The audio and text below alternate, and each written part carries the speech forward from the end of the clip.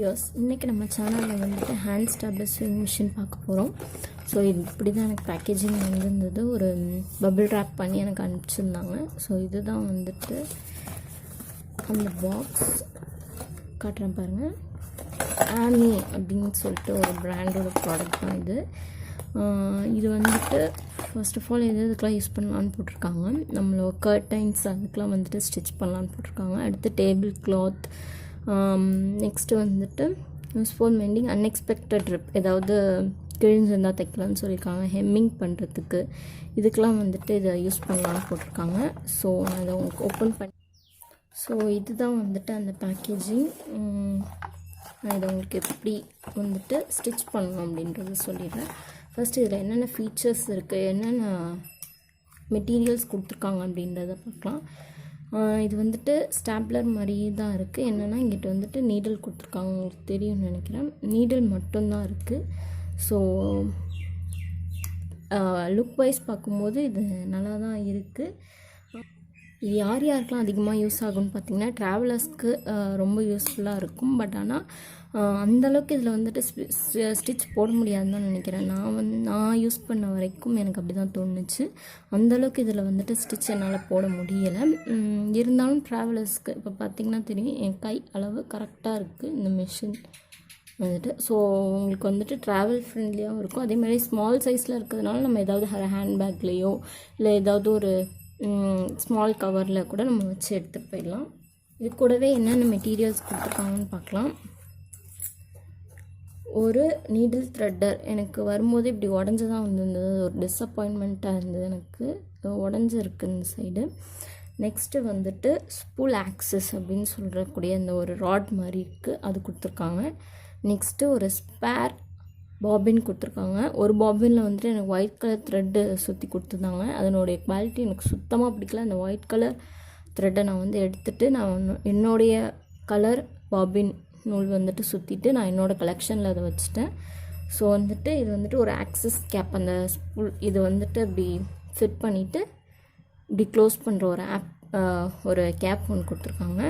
So இதை எப்படி இந்த இடத்துல நம்ம பாபின் இன்சர்ட் பண்ணி நம்ம வந்துட்டு யூஸ் பண்ணிக்கலாம். அப்படி இல்லை நான் த்ரெட்டில் ஸ்வைப் பண்ண போகிறேன் அப்படின்னு சொன்னாலும் இதை வந்துட்டு இப்படி டைட் பண்ணிடணும். ஸோ வந்துட்டு நம்ம நார்மலாக நீடில் யூஸ் பண்ணுறோம் தெரியுங்களா, அது வந்துட்டு இதை வந்துட்டு ஃபிட் ஆக மாட்டேங்குது. நம்ம இங்கே ஸ்டிச் பண்ணும்போது இங்கே வந்து ரொம்ப டைட் ஆகிடுது. ஸோ வந்துட்டு நூல் பாதியில் பிரேக் ஆகிடும். ஸோ வந்துட்டு இது வந்து சில்க் த்ரெட்டில் இருக்கிற அந்த ஒரு ரோல். ஸோ அந்த ரோலில் வந்துட்டு நான் என்னோடய கலர் ஒரு சும்மா கொஞ்சமாக சுற்றி வச்சுருக்கிறேன் டெமோ காட்டுறதுக்காக. ஸோ அது வந்து நான் இங்கே வச்சிட்றேன். இதை போட்டுட்டு ரோல் உள்ளே போட்டுட்டு இதை எப்படி நீங்கள் க்ளோஸ் பண்ணிட்டீங்கன்னா இது வந்துட்டு இப்படி வெளியில் வராது, அழகாக ரொட்டேட் ஆகி அதிலே நினைக்கும். ஸோ அதனால் இந்த ஒரு கேப் யூஸ்ஃபுல்லாக இருக்குது. இதை இப்போ எப்படி யூஸ் பண்ணலான்னு பார்க்கலாம். ஸோ நான் ரோல் உள்ளே போட்டேன், கேப் இன்சர்ட் பண்ணிட்டேன். 2 லூப் கொடுத்துருக்காங்க. அப்புறம் இங்கே வந்து ஒரு ரொட்டேட்டர் இருக்குது. அப்புறம் வந்துட்டு ஒரு நீடில் ஒன்று கொடுத்துருக்காங்க. இந்த 2 லூப்புக்குள்ளேயும் நம்ம நூலை விட்டு எடுக்கணும். தெரியுதா? 2 லூப்லேயும் நான் நூல் விட்டு எடுத்திருக்கேன். 2 லூப்லேயுமே நான் நூல் விட்டு எடுத்துட்டேன். இப்போது இந்த லிவரில் நம்ம இதை இன்சர்ட் பண்ணணும். இன்சர்ட் பண்ணியாச்சு. பண்ணிவிட்டு இந்த நீடிலுக்குள்ளே த்ரெட்டை விட்டுடணும். விட்டுட்டால் நம்ம வந்து ஸ்டிச் பண்ண ஸ்டார்ட் பண்ணிடலாம். ஸோ நீடிலுக்குள்ளே விட்டாச்சு.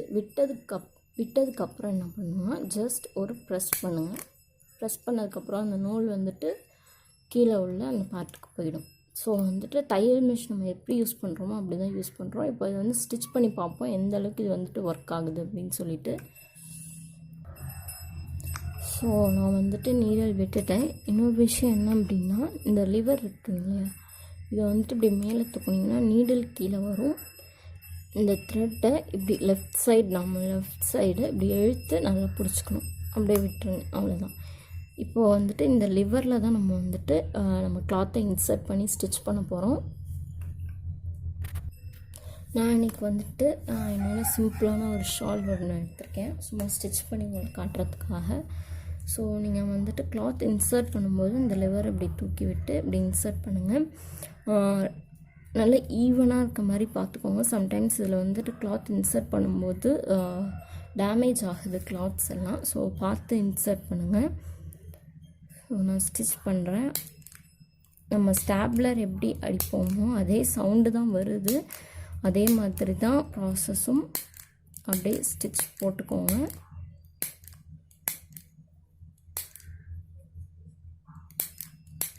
நீங்கள் ஸ்டிச் போடும்போது இந்த ஒரு த்ரெட்டை வந்து இழுத்து பிடிச்சிட்டு ஸ்டிச் போடுங்க.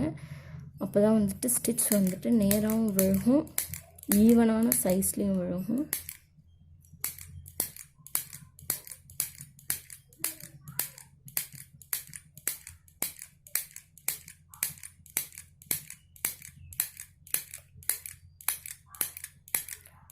ஸோ நான் ஸ்டிச் போட்டு முடிச்சிட்டேன். எனக்கு இவ்வளோ தூரம் ஸ்டிச் போதும். ஜஸ்ட் அந்த இதை அப்படியே எடுத்துருங்க, அவ்வளோதான். ஸோ இதை வந்துட்டு சிசர் வச்சு கட் பண்ணிடலாம். ஸோ இதுதான் வந்துட்டு அந்த ஸ்டிச் இப்படி தான் விழுது. பேக் சைட் பார்த்திங்கன்னா இது வந்துட்டு எனக்கு ஷாக்கிங்காக இருந்தது. நான் ஃபஸ்ட் டைம் ஸ்டிச் பண்ணும்போது எனக்கு ஷாக்கிங்காக இருந்தது. இது வந்துட்டு chain stitch. So chain stitch அப்படின்றது ஆரி ஒர்க் பண்ணுறவங்களுக்கு தெரிஞ்சிருக்கும். ஜஸ்ட் நம்ம இப்படி புல் பண்ணால் எல்லாமே வந்துட்டு எல்லா ஸ்டிச்சுமே வந்துட்டு கழண்டுட்டு வந்துடும். உங்களுக்கு இழுத்து காட்டுறேன் பாருங்கள் எந்த அளவுக்கு அது வந்துட்டு ஸ்டிச்சு விழுந்திருக்குன்றது. ஆரி ஒர்க் பண்ணுறவங்களுக்கு தெரிஞ்சிருக்கும்.